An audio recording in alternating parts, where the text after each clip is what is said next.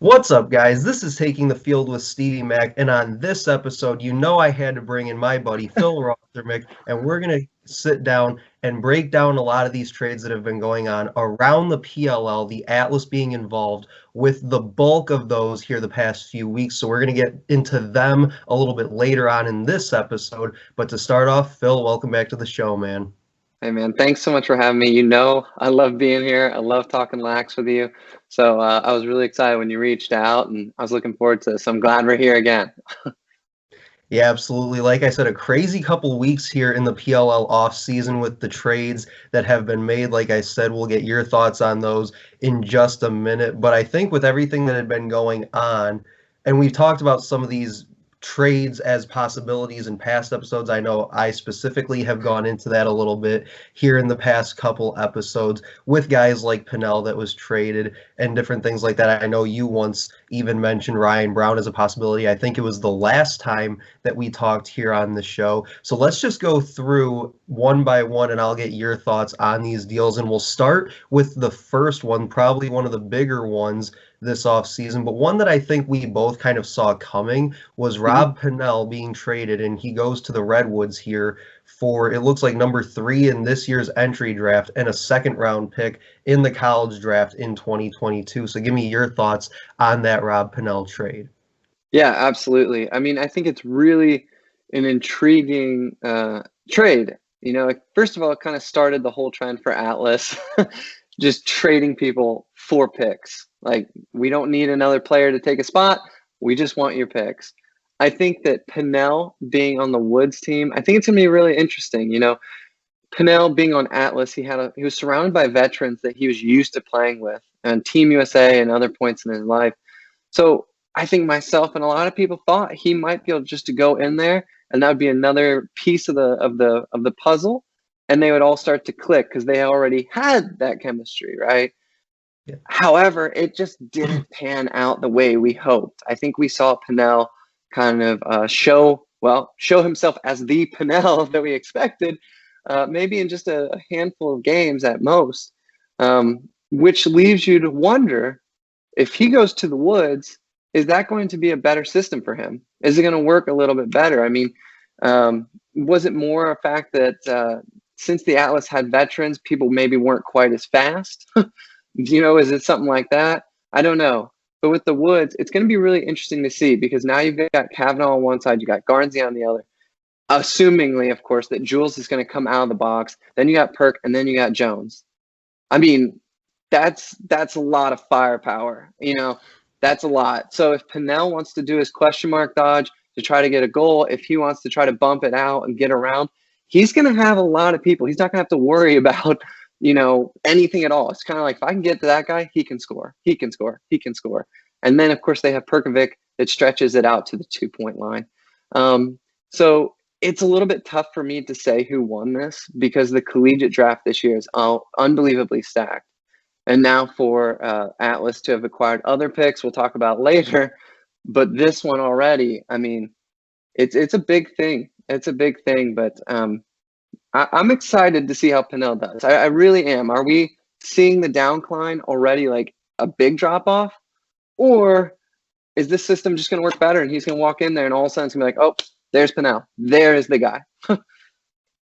Yeah, absolutely. I agree with a lot of what you said. And I think for these trades, especially the next couple that we're going to get to here in the next few minutes, it's hard to say who really won the trade on the surface, because like you said, we don't know what those picks are going to turn into yet. So it could be that the Atlas completely screw up those picks that they got in those trades, and then you can say, okay, well, because of that, now you kind of have to go with the other team as the team that won that trade, because you know a little bit more of what they got out of it. But I think it is definitely, and I've talked about this on the last couple episodes, breaking down these trades with some of my thoughts, is that you can't really judge who won them because of that, because you don't know the full extent of how they turned out. But at least on the surface, we can look at, okay, this is what they gave up. Here's what they got back in return. Let's assess that. And I think that for Pannell going to the Redwoods, one of the things that I saw with this week's 10-Man Ride, the newsletter from the PLL, was that Nat St. Laurent made this trade solely, I guess, for the purpose of finding that quarterback at X for attack and being able to move the ball the way that we know Rob Pannell can do. Like you said last summer, that was kind of his thing within that Atlas offense, was being able to feed guys from X the way that he did. And that Yeah. was their biggest thing, was finding that guy. And it's similar to me to think about with the Archers, how they went with Pat Spencer. He opted not to go to the PLL. So then they were searching that whole first year for that quarterback, and they finally got it with Grant Damon. Obviously, it's a little different for the Redwoods getting a guy that's several years older in Pannell, but Mhm. I think they're hoping for that same kind of effect with him within that offense, like you said. So the Yeah. next trade that happened was Connor Fields being traded from the Chaos to the Archers for midfielder Ian Mckay. So let me get your thoughts on that one. Yeah. So I mean, here's where it is, man. This is flat out it. People are a little bit worried of Connor Fields because of his turnovers. I mean, that is it. Period. Point blank. That's why Chaos sat him for towards the end of the championship series. He was not playing. And they went to the championship game, which is a bad look for Connor Fields. He gets sat and they start winning. But you have to wonder. I mean, there is a certain degree, of course, where Fields is just flat out trying to do too much. I mean, he's trying too much to be the Wizard. But another part of it that you have to wonder is, was he being the Wizard and trying to look for it to dump off and didn't have anything? You know, was he mostly getting passes where he was in a bad situation and was trying to do something, make something out of nothing, right? Ian Mckay is a sneaky good player. He's very consistent. He didn't have too many turnovers. He didn't have too many goals, but he is a sneaky good player that can help build a team, which is very beneficial, of course. I think the thing is that I can't wait to see is Connor Fields in this Archers offense, right? Yeah. Connor Fields, or excuse me, the Archers were second in overall assists in the league last year, behind only the Whipsnakes. And keep in mind, the Whipsnakes played another game in the championship. So, with that being said, Archers are a team that is going to bump the ball around. I mean, they are going to, whether it's Ament, whether it's Manny, whether it's Holman, whether it's Schreiber, they are going to bump that ball around until they get a good shot. They're not looking for a shot, they're looking for the best shot. That's how they play. So Right. when Fields gets there, is he going to be fitting into that and be ready to pass it around and get all those assists and everything and not be as worried about being, like I said, the Wizard trying to get through things on his own? Or is he going to get the ball and be the guy that wants to try to play hero ball essentially and go through three defenders to try to get a goal through swim moves and toe drags and all that? That's going to be fascinating because one of two things is going to happen. He either reverts and it's, turnovers and he's just trying to do too much, or he's going to fit and Archers are going to prove that sometimes offense wins championships. Yeah, and I mean, to that point, they do have one of the better, I think, defenses in the league, but now they just continue to add to that offense to be able to say, yeah, defense is good, but you also have to score some goals too. And now we're definitely in a position with the guys that we have to be able to score goals with just about anybody in the league, including the Whipsnakes. And I think that'll be one of the things to watch this summer, is how they keep pace with a team like the Chaos or the Redwoods or the Whipsnakes, whoever it may be. So then moving on to this week, we saw a couple Atlas trades starting on Monday, as Paul Rabel was traded and the sixth pick in this year's entry draft to the Canons. He'll be their first officially rostered player for the Canons. He goes to the Canons for the number 8 pick in this year's college draft, a first-round college pick next year, and number 9 in the entry draft this year. So give me your thoughts on Paul Rabel to the Canons. Yeah. With Rabel going to the Canons, I will say Atlas will lose. What Atlas will lose, the Canons will gain in the sense of leadership. I mean, he's Paul Rabel.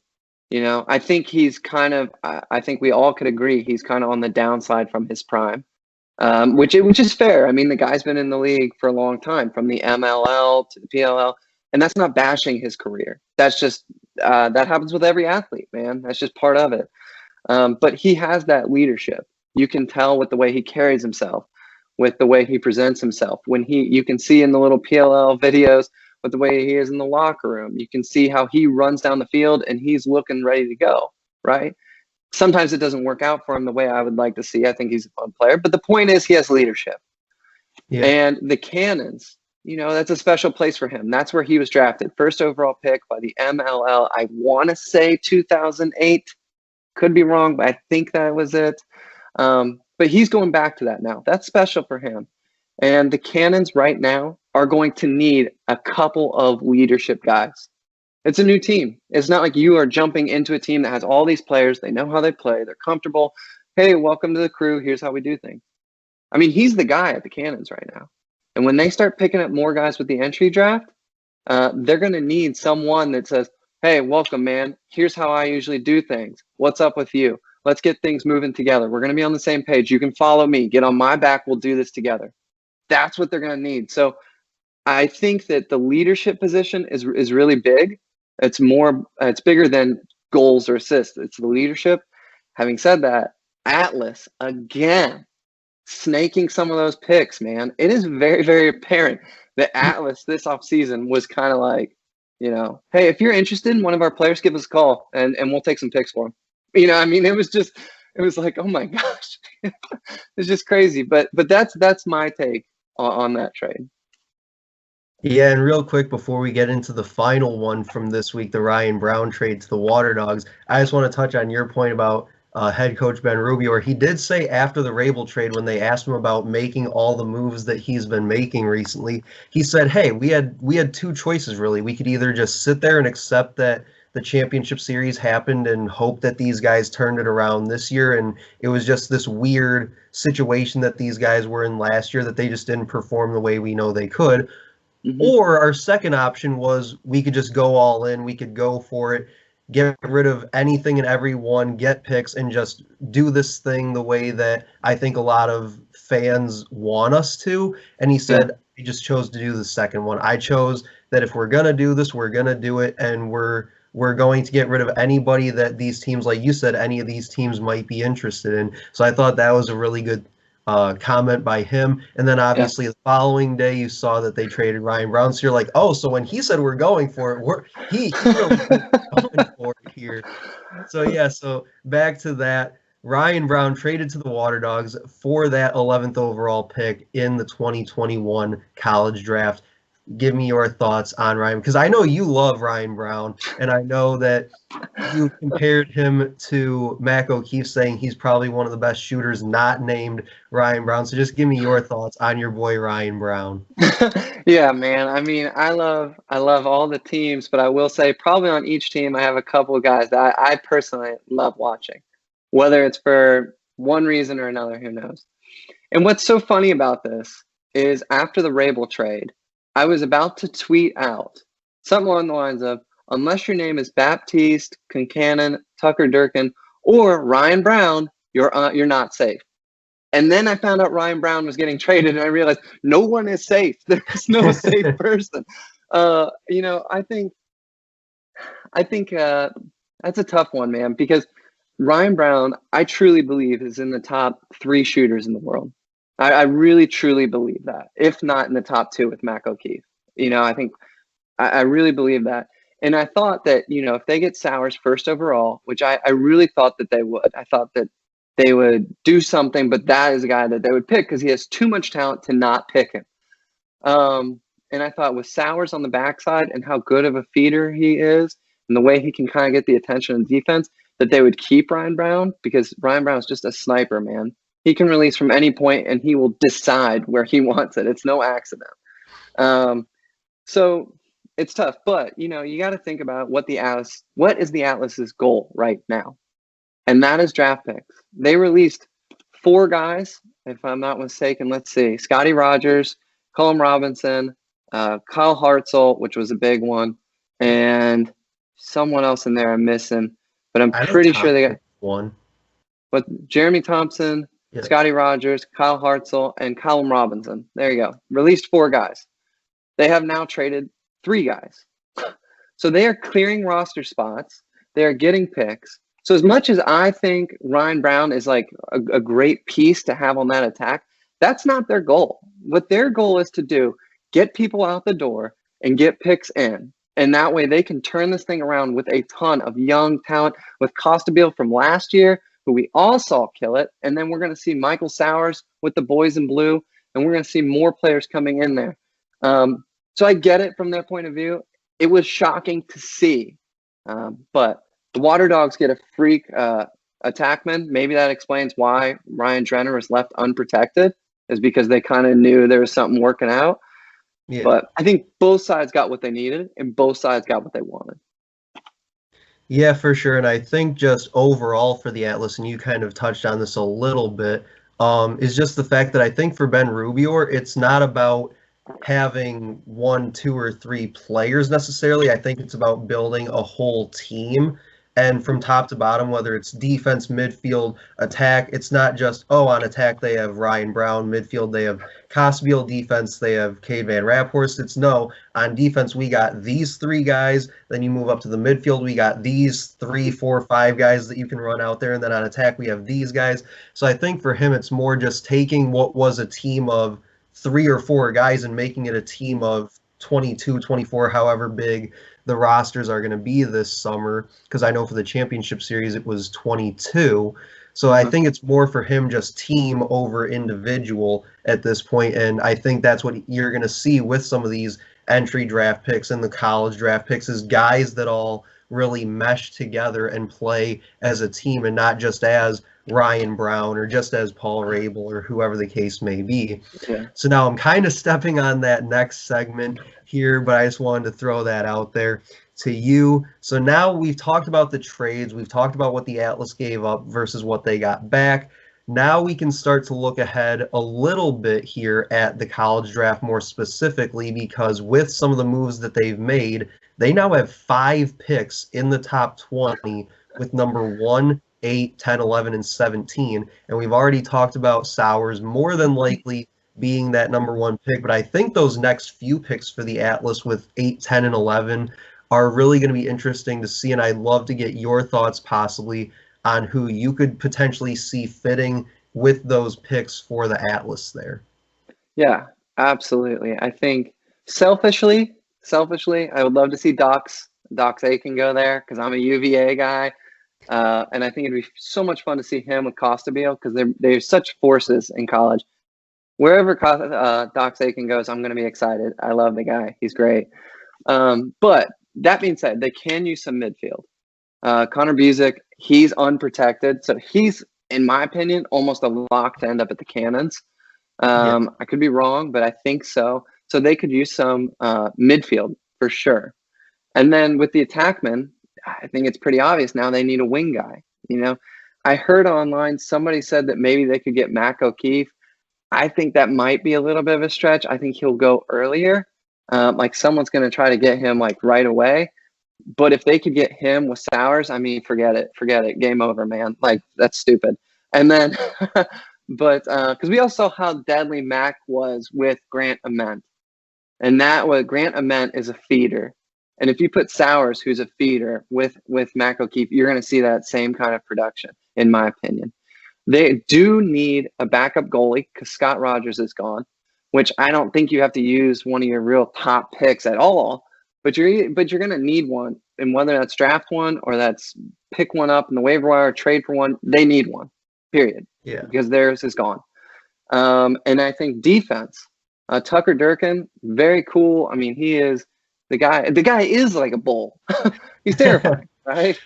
But again, to match up with everything we've kind of talked about with the veterans, how much longer is he going to be in there? You know, do we need to start revamping that a little bit for Atlas? I think that they have holes at each spot. I mean, like I said, except for maybe the face-off position. I mean, Trevor Baptiste has got it locked, and they're not going to get someone better. You know, anyone better like Nardella is staying at the Whipsnakes. You're not getting someone better. Yeah. So you're going to keep him. But, you know, I think they have created holes on purpose to fill with the college level, like getting rid of Ryan Brown. They know they'll have to fill that. They know they have to fill midfield. So what I think is going to make this so much fun is so many other teams, you know what they need. They need attackmen, period. They need attack, and they might need a midi or two, period. Atlas, they need attack, midfield, goalie, defense, like what, all these little parts in there. I think defense is probably a little bit towards the end of the list because I think they aren't too bad, but they need to gel a little more. Their starting goalie, Cannon, is a freak. I think he had the best save percentage when guys were shooting on the doorstep. So you got those things, but they know it as well as we know it. Rubier knows it. They have a lot of little pieces they got to take care of, and they are excited to use those picks. I guarantee you they're sitting right now, and he's got everyone written down saying, oh, let's get this guy. What about that guy?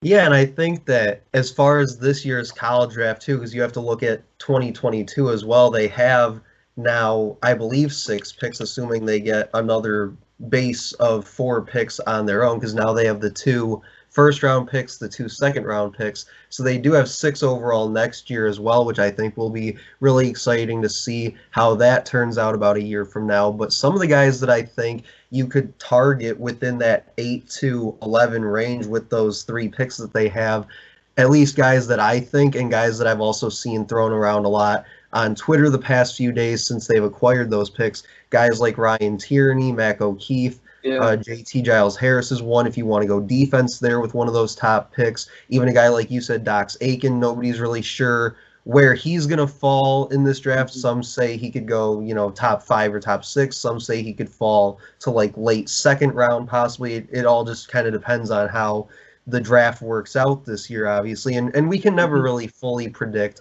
how these things go. So it's always just kind of up in the air, especially at this point in the off season. But those are just guys that I threw around just in my head. I'm sure you can agree with a lot of those because I think that they all fit those needs that you talked about throughout, whether it's defense, whether it's midfield, attack, whatever the case may be.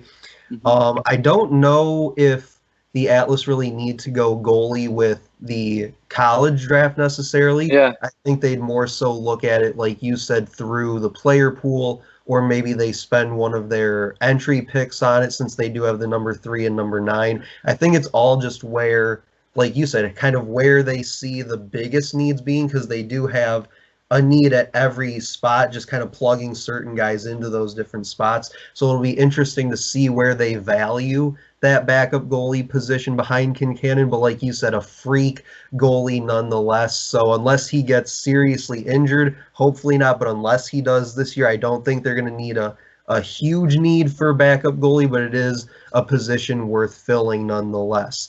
But that'll do it for this episode of Taking the Field with Stevie Mac. We covered a ton of information about the different trades that have been going on around the PLL and about the Atlas in this rebuild and the way that Ben Rubier has chosen to go about doing it. I, as an Atlas fan, Phil, am loving what he's doing. I love that he said, hey, we basically have 2 options here. We can sit back and just hope and pray that last year was a fluke, or we can do something about it, and I'm choosing to do something about it. I think that was a perfect way for him to sum it all up, and I don't think, believe it or not, I don't think the Atlas are nearly done yet this offseason. I think we're going to see a lot of mind-blowing moves by them and just the other teams around the PLL in general. I think this is only the beginning, so we'll definitely have to get you back on here pretty soon when that all goes down. But that'll do it for me and Phil, guys. You can check out past episodes on YouTube, Spotify, Anchor, Apple, and Google Podcasts, just to throw a few out there. We're basically